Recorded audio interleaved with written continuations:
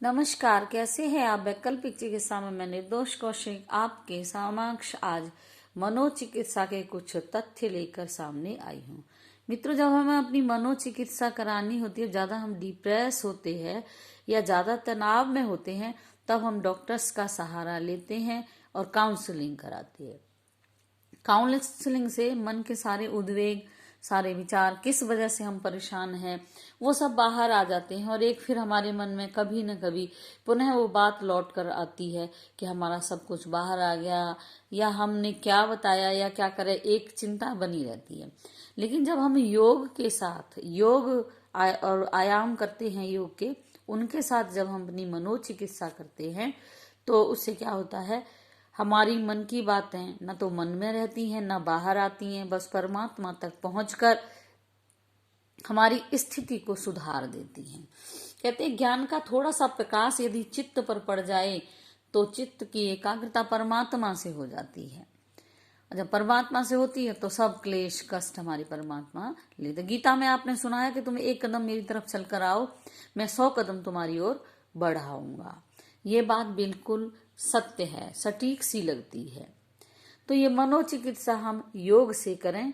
पहले ही मैंने बताया कि योग केवल अकेला जोड़ना या व्यायाम, प्राणायाम, आसन करना ही नहीं है, बल्कि इसमें वेद, पुराण, उपनिषद सारी बातों की चर्चा आती है।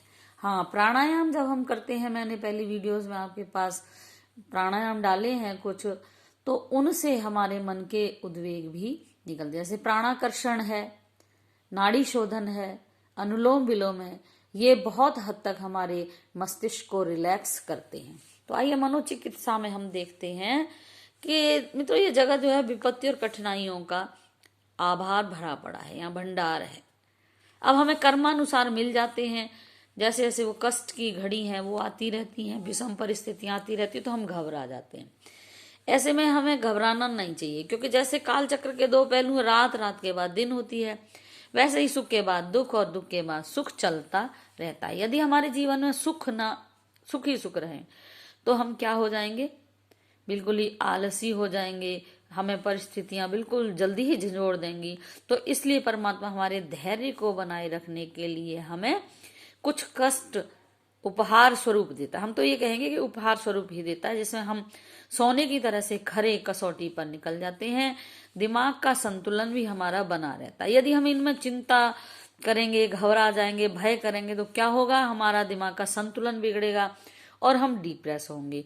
और यदि हम ये सब नहीं करते, उसका सजगता से, बुद्धिमता से, शांति, दूरदर्शिता से परिस्थितियों को हम हल करते हैं, संभालने की कोशिश करते हैं, तो हम क्या करते हैं, बिल्कुल धीरे धीरे धीरे धीरे ठीक होने लगे। सोचें, जगत का व्यवहार एक नाटक है और हम उस नाटक के पात्र हैं। दुख तो एक दिन आया है जी, चला जाएगा, जाने के लिए ही आया है, और सुख आया है तो वो भी चला जाएगा, क्योंकि वो भी जाने के लिए आया है।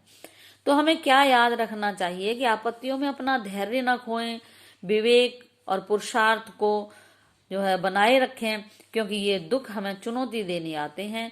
तो हम थोड़ा सा इस पर विचार करेंगे कि हमें कैसे, कहाँ अपना मन लगाना है। बहुत सारे में आयाम, बहुत सारी वीडियोज पीछे मैंने डाली हैं कि हम मन को स्वस्थ कैसे करें, गृहस्थ को कैसे अच्छा बनाएं। छोटी छोटी सूक्तियों पर यदि हम विचार करेंगे तो हम मनोरोगी होंगे ही नहीं। क्योंकि एक बात निश्चित कर लीजिए कि जो भी कुछ मिलता है हमें कर्मानुसार मिलता है। अब यदि हम परमात्मा से जुड़े रहेंगे तो वो कम नहीं होगा, बल्कि हमारी धैर्य करने की क्षमता बढ़ जाएगी, धैर्य धारण करने की क्षमता बढ़ जाएगी, और हम सच्चे नृसिंह, पुरुष सिंह बनकर बाहर आएंगे और विपत्तियां तो छू हो जाएंगी, दूर चली जाएंगी। तो मित्रों, आज की श्रृंखला में इतना ही, कल फिर मिलते हैं।